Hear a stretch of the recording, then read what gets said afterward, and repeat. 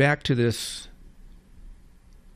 expose on this supposedly bombshell study that purported to show black newborn babies have a better outcome if they're being attended to by black physicians. It was a study that was widely cited in scientific literature, widely cited in the lay media. It was cited by Ketanji Brown Jackson when she wrote her dissent in the recent Supreme Court affirmative action case that struck down the use of race as a violation of the 14th Amendment. Her argument was, even if standards are adjusted or lowered to create more black doctors are needed because of the racism of white doctors, which is borne out by the fact that black babies have a better outcome, newborn babies, when attended to by a black doctor than by a white doctor. I know a lot of doctors, and they were offended by this, but it was widely covered in the media. Here's more of it.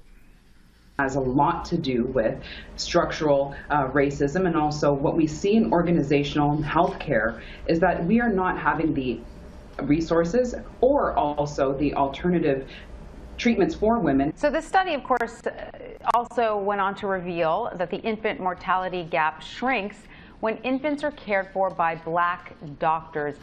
Did this surprise you? And what does the reason for this seem to be? Why does it seem as though race plays a part in this, medical procedure? That is something that reigns true in my heart as a black OBGYN. One of the things is that representation really does matter.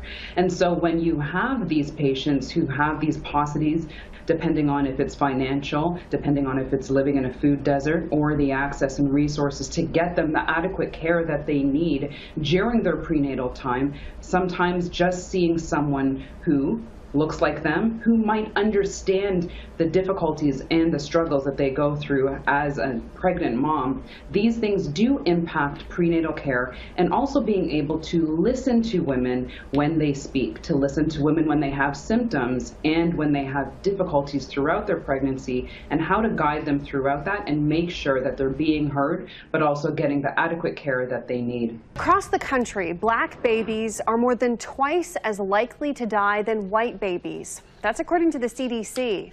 Now, a new study has found the chance of survival nearly triples if a black baby is cared for by a black doctor. KCTV5's Casey Jones is looking into how the disparity may be playing out in our local maternity wards. A new study published by the National Academy of Sciences pulled data from close to 2 million hospital births in Florida for over 2 decades. The study found that if black babies were cared for by black doctors, they were twice as likely to survive than if cared for by white doctors. Dr. Johnson explains shared race and culture can help doctors recognize subtle cues. I know in the African American community I pick up those things a little bit more often, and patients tell me that in their feedback that I do. That may be something that when you have a different ethnic background of the patient, that may be something that you're not able to see, and maybe it does translate over into the care for the infant. So what can be done to ensure all babies get the same shot at survival? Tracy Russell, Executive Director of Nurture KC, says expanding Medicaid is a start because it allows better access to health care regardless of income. Russell also believes bias in medical professionals could play a role in disparities. When you look at racism and how insidious it is, I think what we often lose track of is it's not just blatant displays, but it's that unconscious bias that's at play too. Representation does matter. What about accountants?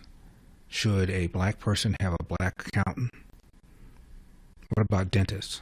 Black person have a black dentist? Picking up subtle clues. How insulting. Ian Kingsbury is the Director of Research at Do No Harm, the organization that examined this.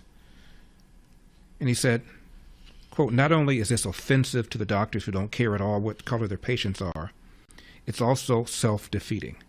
You want the highest quality of care from the highest quality of candidates who get into and go through medical school." Close quote. This defeats that purpose. It's also offensive. But it drives the narrative. When the supply of racism exceeds the demand, it's necessary to come up with new sources. They just did. Thanks for watching these clips from The Larry Elder Show. If you enjoyed this content, be sure to subscribe to my channel and hit the bell icon so you never miss a moment. More thought-provoking discussions are just a click away, so stay tuned, and we'll see you in the next one.